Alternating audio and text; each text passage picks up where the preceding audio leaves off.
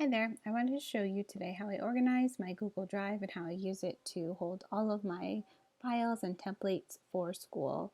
I use Google Drive to really store everything now. I don't have paper copies of anything. I use it for all of my files and templates that I use at school day to day, except for any student files, anything that has student information or reports or write-ups or things like that. I just usually only store on my home computer. So this is my Google Drive now, just to give you a preview.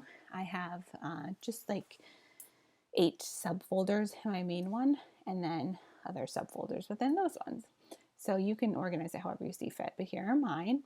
The biggest one I have is activities, A to Z, which I store them by topic, and this is where the bulk of everything I have is in there. So I want to show you how to set this up on your own. So when you go to your drive, drive.google.com, you want to first create a new folder. I have one big general folder that houses everything, and I will explain why I have that later.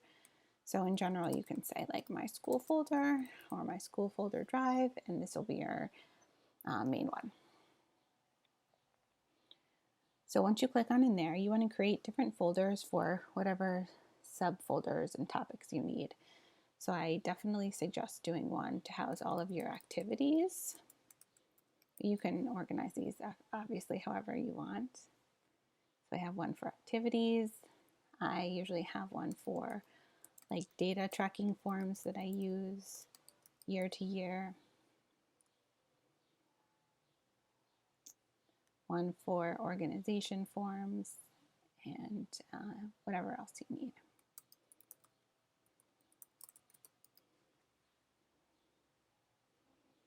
When I posted this on Instagram, some people asked how to have the colors, different folders, different colors, and you just right click on whatever folder it is and change color. So if you have like activities or like you want to do all your organization things in one color, I might do like data tracking forms in purplish pink and organization forms in purplish pink, since those are both like organization types of things.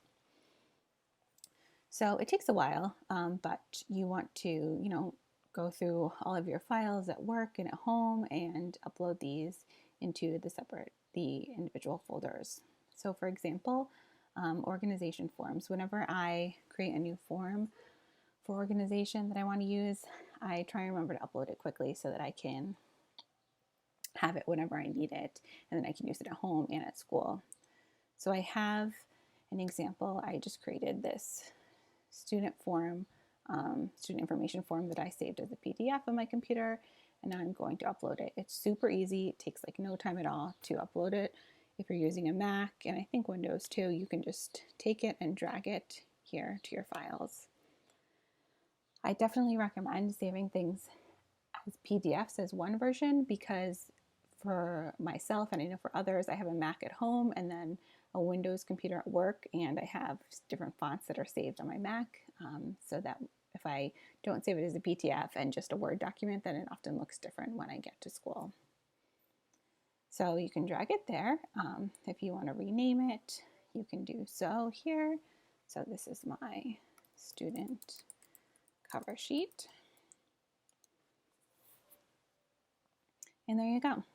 Now, when you go back into your drive and you want to access those folders, go into my student folder again.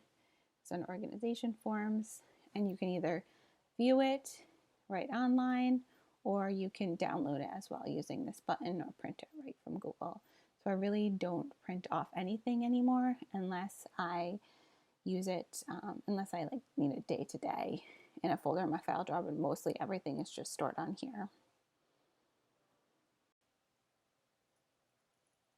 I wanted to show you one last thing, and that's how to share all of this with your personal and at school Google accounts. So I do this because my school has Google accounts for all of us, but you never know what'll happen with like who they, choose to work with, or if things can get deleted. It's not, it belongs to the school as well as you. So I like to keep mine on a separate personal but work-oriented account, and then I share it with myself at school, and that shares everything with it, so I can log on to my regular Google account at school and access everything from there. And I want to show you how to do that.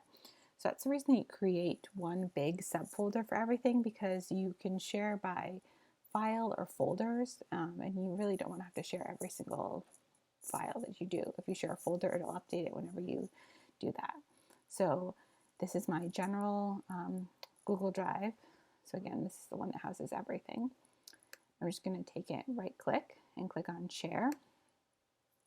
Then it'll prompt you to type in an email address.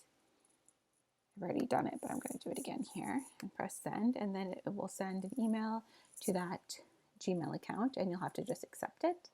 And then after you do that, when you go into this would be your school-oriented email, you'll see your drive and everything else on the left side over here. And you want to go to where it says shared with me. And then the folder that is shared with you will appear right here. And then you'll be able to access all of the files that you did at home. It might look a little bit different, so you might need to reorganize it again. But it will share all of the activities and things that you have on that other account, and it'll update them as necessary. So you can just go in and check it out and download it and print it from there.